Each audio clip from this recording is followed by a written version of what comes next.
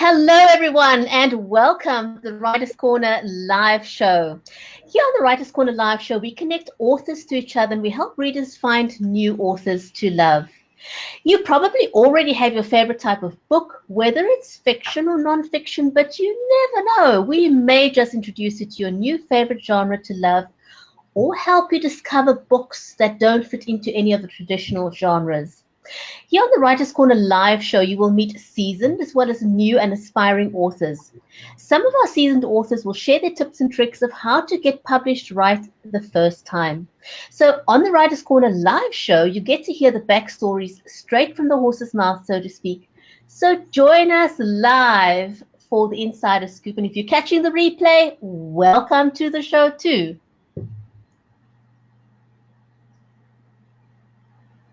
Hello, everyone, and welcome to the Writers' Corner live show.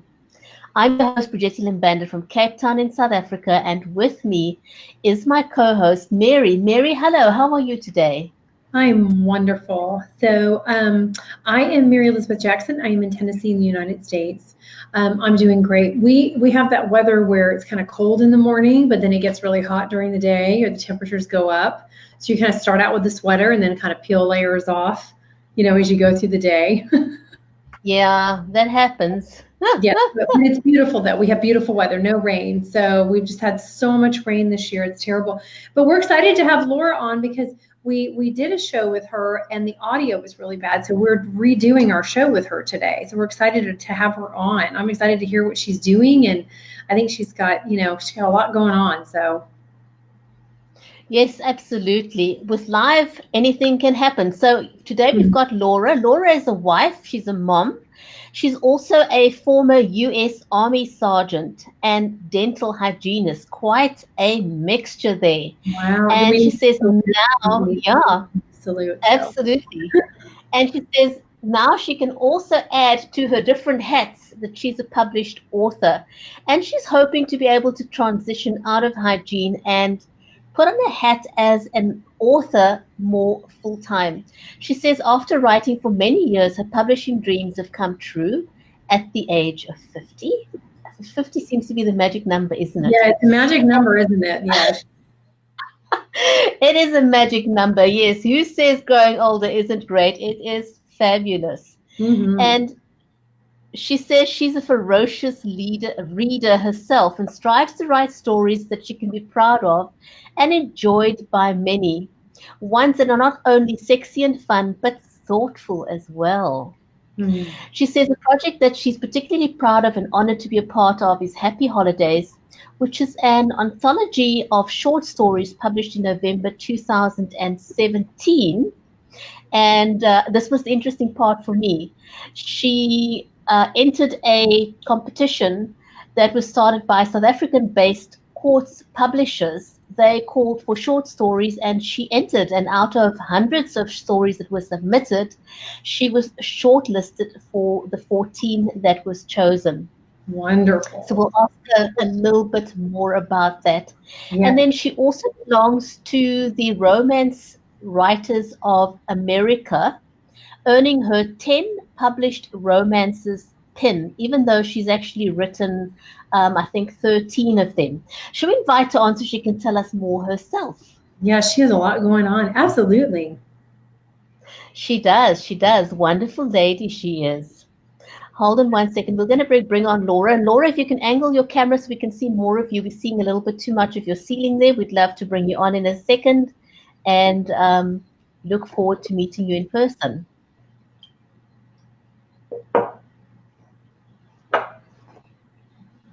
And welcome, Laura. How are you?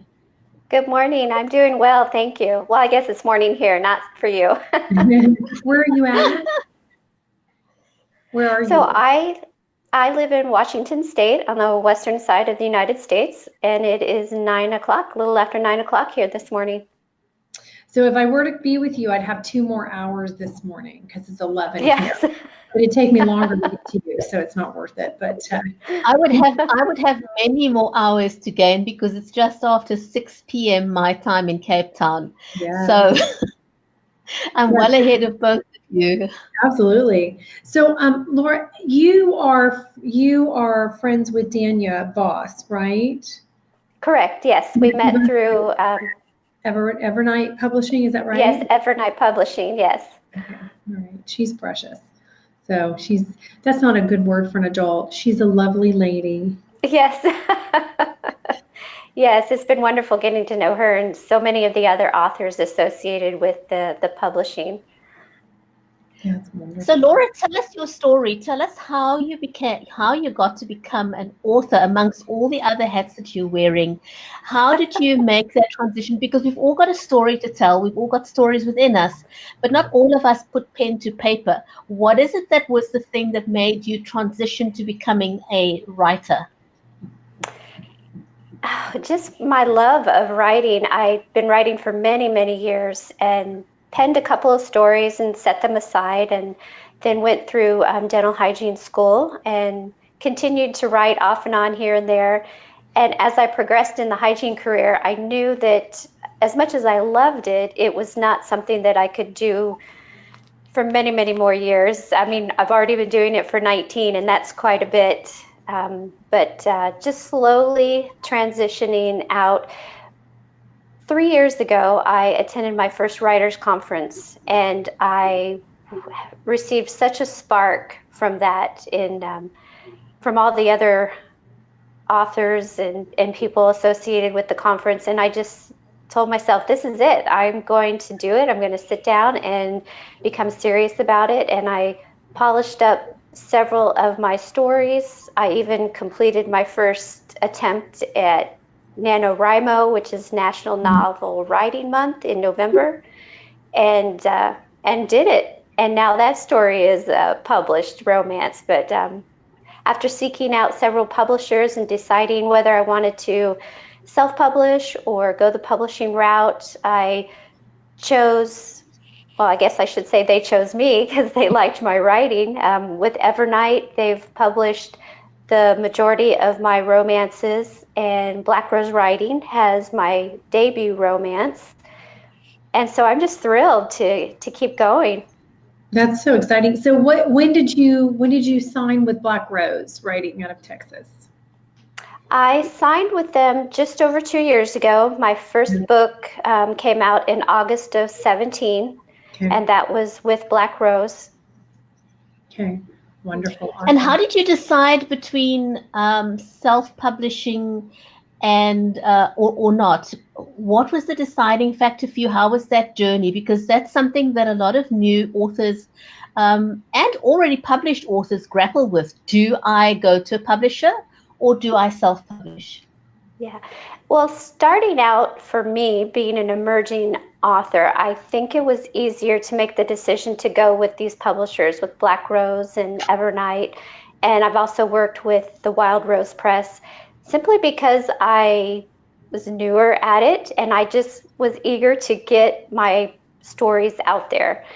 I don't know a lot about tech as far as the formatting, making covers, loading things up on Amazon, although I hear it's extremely easy now these days. But it was just exciting to have that validation that these publishers wanted my work and they're willing to put it out there, and I didn't have to pay them to do that. They worked with the cover artists and the formatters and editors and getting my books available up on all the digital platforms, which I just have to write. Yeah, we have to market. You know, I was having this conversation the other day with someone because I've had a couple of people. There are a couple of people I'm helping, and I think they're going to go the self-publishing route. But, you know, a mutual friend of Bridgetti's and I had asked my thoughts on self-publishing, and in the difference between the two, there really is, it's kind of a long conversation because there are pros and cons to both. But there are a lot of people who think once you get published, you just kind of sit around and you just don't do anything, or you wait for the money to roll in.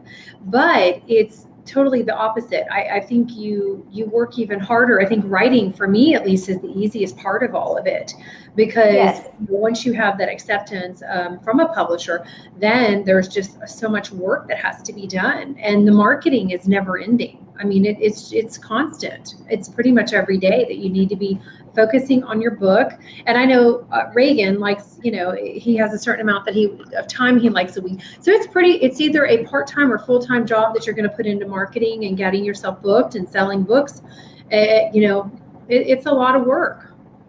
It absolutely is. And that you said it exactly right. Marketing is huge. Getting yourself in front of readers and fans and finding different ways to make yourself known. And it can be disheartening at times, but it's something, unless you have the money to pay a publicist or pay someone to do all this work for you, which again, as an emerging author, it's very challenging. You set a budget, or you hope to keep to that budget, and then find different avenues to make yourself known. And it is a challenge, but little by little, we're gaining speed. And at some point, self-publishing may not be out of the question, but at this time, I'm not ready to go that route just yet. Yeah, there's something quite, significant to consider. But either way, I think, a lot of the authors have shared that whether you go self-publishing or whether you go with a publisher, you need to know that marketing yourself and marketing your book is part of the journey. It's not something that you do. You don't hand over your book to your publicist and sit back and wait for the money to roll in. It doesn't work that way, right? Exactly. We wish it would, but no, there's still a lot of work involved. So Beth asks the question. Beth is watching live, and she asks the question: was it harder to become a published author or to be a sergeant in the U.S. Army? Yes, I read her question, and definitely a sergeant in the U.S. Army, because it's just not me that I have to worry about. It's everyone else in my unit.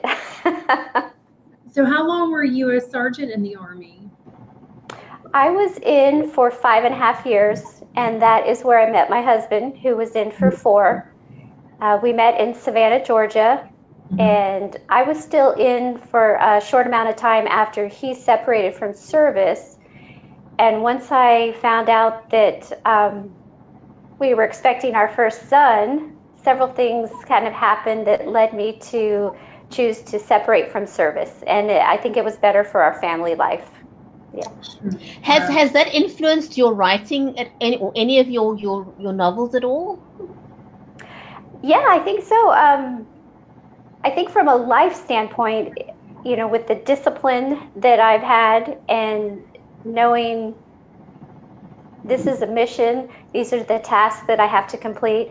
But I also like to bring in a military flavor into some of my writing. One of my actual bestsellers with Evernight is a shorter story called The Soldier's Final Mission that deals with the soldier in combat and coming back into the civilian world and trying to cope with that, as well as win his love back that he pushed aside. But I also bring in some topics regarding the veterans. One of my stories deals with the ex-veteran, a veteran who is working with separated veterans, trying to transition well into the civilian life. It's a challenge, but it's being accomplished. That's very exciting. So your smaller one that you're talking about that won the award, how many words is it? That one is about 15,000. It's what's called the novella. It's in the Evernight's line of romance on the go, which is just aimed at someone who wants a very short, quick, satisfying read with a complete story. Which is very interesting for people who are not aware of that, there are books like that that are on the go. I think Daniel had talked about that also, which is wonderful, for traveling in the airport and in a car and over a weekend and at night when you have extra time to read and you don't have a lot of time, but you want to get a book in. I don't know that, well, I guess there are people who can read 15,000 words in one night. or over a weekend, definitely that is I think that you could also absolutely do. I think it's great to have some of those shorter books because I know for myself being so busy, I'm a busy mom. I have dog years and, or book, markers and several different books. So I don't get through them, but I'll start one and then, I'll go to the other one and, it's not a disciplined thing. It's a time limit thing, Yes, absolutely. Yes. And I love to read, but wow, when I look at really big books, I'm like, I'll never get through that. I know. And especially, yeah, with our busy lives and, you still have children. My boys are grown, they're on their own. So I, balance that time between work and writing and spending time with my husband. And so I have a little bit of an advantage not having the children at home right now. So I know Bergetti always likes to know this, and I do too. So is everyone really supportive of what you're doing? Or, because sometimes when if you have not been a writer before, and I know I face this, so it hasn't been like your profession through your mom life. When you do go into that, you have to make that time and you have to make sure you have that support around you to allow you that time to do that. And sometimes that's hard because sometimes somebody might feel a little bit, I need you right now, kind of thing. And as a mom, I'm used to doing that. So that's been a real balance, a challenging balance for me. I try to do everything I can when nobody's home, because when everybody's home, well, it's just kind of, it's a zoo. Oh, definitely. Time management is huge, even for me, because I'm still working 3 days as a hygienist, and I actually travel out of town for work. So I'm gone 3 days and 2 nights, and it's a sacrifice that we make, but it's worth it. Being at the fantastic office that I'm in, and I know hubby can take care of himself while I'm gone.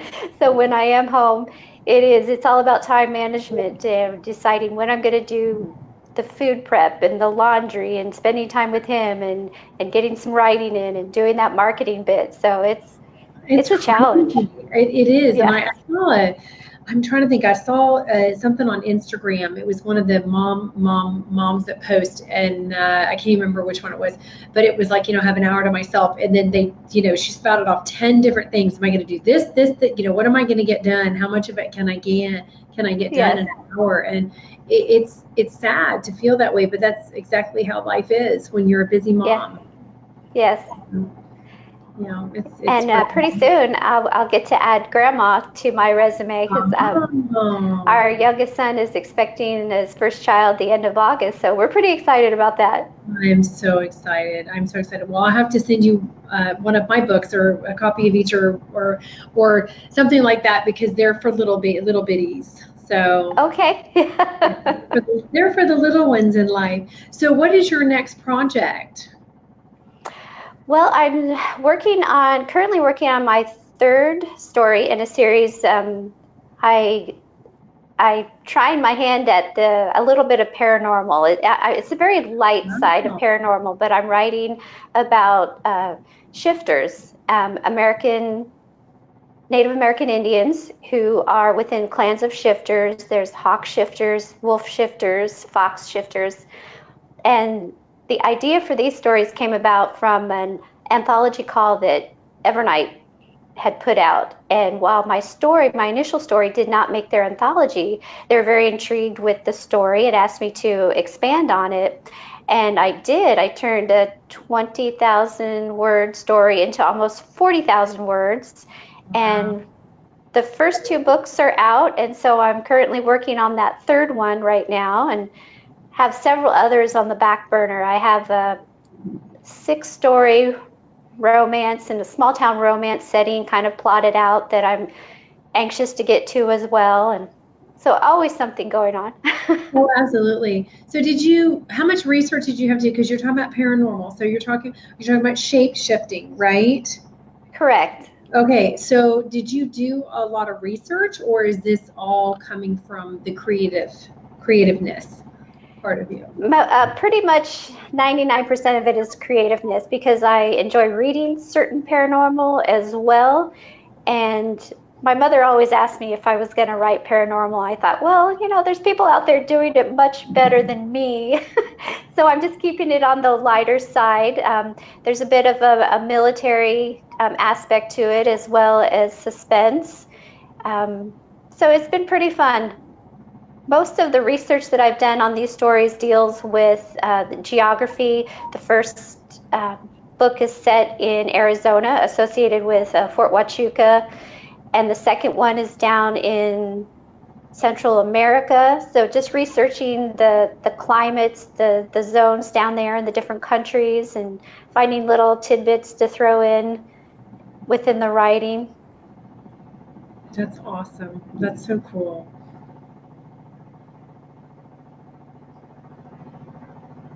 So, do you have, I didn't know Brigetti was going to ask. Brigetti, do you want to ask a question? Yes, Laura. Okay. Tell us, in terms of your book circulation, how did that develop? Did you have to work a lot at it with your publisher, or did it just grow organically over time?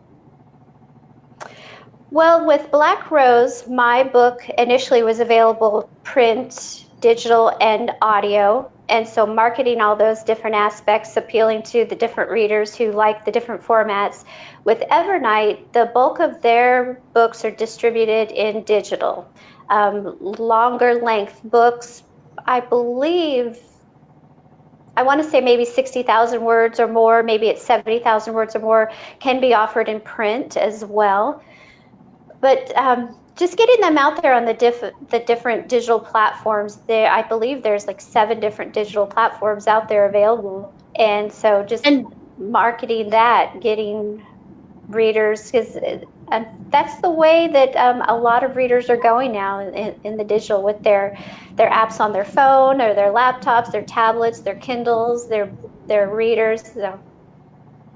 Do you see that there's more of a demand for digital as the platforms evolve and grow, and more people are wanting to read on the devices? I know there's still some people who, I know some people who love the feel of the page, who wants to turn the page, and so they won't swap that for digital. But you're seeing this whole new emerging market of the younger generation in particular. For them, it's all about digital and having access to their devices, and of course a plethora of books on the go. So if you were to go between the two, or do you still believe we should have both? Or where do you see the growth pattern in terms of print versus digital? I do think that both should still be offered, because as you said, yes, many people still love to hold that book in their hands, and I'm even one of them. I don't typically buy hardbacks anymore, just due to the cost, but I buy a lot of paperbacks. But digital is probably first and forefront, that it's so easy. You can have so many different books on your devices. You can pull up a book anytime you want to, because it's rare that people are without their phones and on their persons. So when they think, they have a few extra minutes, they want to get in some reading, it's so easy to do. And I see that digital is going to be huge. It already is, but it's going to become even more so. Yeah, it's not just an emerging market; it's a growing market at a rapid rate. And so, who's your biggest fan in your family? I would probably say my sister. She's 3 years younger than me, and she's a huge reader as well.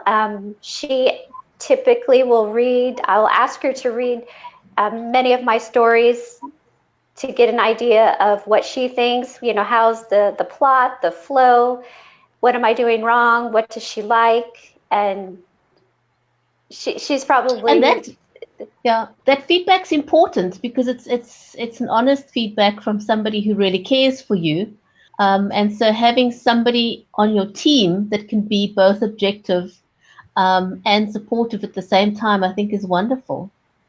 Yes, and many people say don't ask your family members because they're biased. But my sister Penny, she will give it to me straight and honest. She'll say, I'm not quite feeling this, or maybe try this.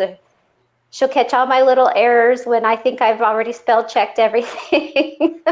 I think that adds a new dynamic to it if you have somebody in your family, because yes, they may be a teeny weeny bit biased, but they'll be hardcore about picking up stuff that's wrong as well, because they also have an objectivity or an insight into how you think and feel and write that others may not necessarily have. Yes, I believe that's true as well. Yes. So if you were to tell your younger self anything on your journey as a writer now, what would that be? I think the biggest thing would be fearless, take more chances. I'm such an introvert growing up, a very shy person. I didn't do a whole lot as far as activities or sports or clubs. Pretty much stuck to myself, had a few close friends, but I was always just afraid to put myself out there. And I think a certain aspect, many people are. They're either afraid of failure, rejection, or embarrassment, but just do what you want to do. Just take that chance. I think I've heard that from a number of authors, when I've asked a similar question, that all said they wish they had put themselves out there earlier, and not felt afraid to do that. Because basically, becoming an author and doing something like what Mary and I are doing now, live streaming, you are putting yourself out there and you have this self-doubt, about yourself, because that's what you're doing. You're basically putting yourself in the public space when you become an author. And you think, am I, should I, could I, what about, what will my family think, especially if I'm writing something about my family or my friends, my circle of, and you have all that self-doubt stuff going through your head. And once you become published, once you actually do it, you think, why didn't I do that any sooner? But it's normal, Yes. natural feelings. People need to know it's normal to self-doubt, isn't it? Oh, it absolutely is, because you're putting yourself out there. You're opening yourself up for more critique, and some is good, some is not so good. You have to develop a bit of a thick skin as well, knowing that you're proud of what you're doing. Not everyone's going to resonate. Yeah. Yes. Yes. And that's okay. It's okay. Not everyone will resonate with your writing or your style of writing, and that's okay, because the people that resonate will gravitate towards you. Well, and not one person can write all the books out there for all the genres, for all people. So, it's one of those things. It is very saturated, just like, music business and film and TV, all that stuff is very saturated. So you have to find what is your what is your thing? What is your, go get them? What is, what makes you stand out from others? That's very important. Yeah. Yes. Laura, we're at the end of our interview. I can't believe the time has gone by so very, very quickly. Quickly tell people, where can they find you? I am all over the social media platforms. I have a Facebook page, Twitter, Instagram. I have a YouTube channel, which is very immature at this time, or I guess I should say it's in its infancy, which I'm hoping to build. I have little trailers of all of my books, but I'm hoping to do maybe some live readings or something else and get as brave as you and Mary and do something on a more regular basis. But yeah, I have my website, lauramBairdauthor.com. Yeah. That's fantastic. Awesome. I want to say a huge big thank you to our live audience today, and to everyone who's watching us on the replay. If you enjoyed watching this broadcast, please do share it. And so from myself, Bridgetti Limband in Cape Town, South Africa, it's goodbye for now. Thank you. And from Mary Elizabeth Jackson in Tennessee, it's goodbye. Laura, thank you so much. I'm so excited you could be here today and that we could get great audio this time. Yes, thank you so much, everyone. To both of you. Bye.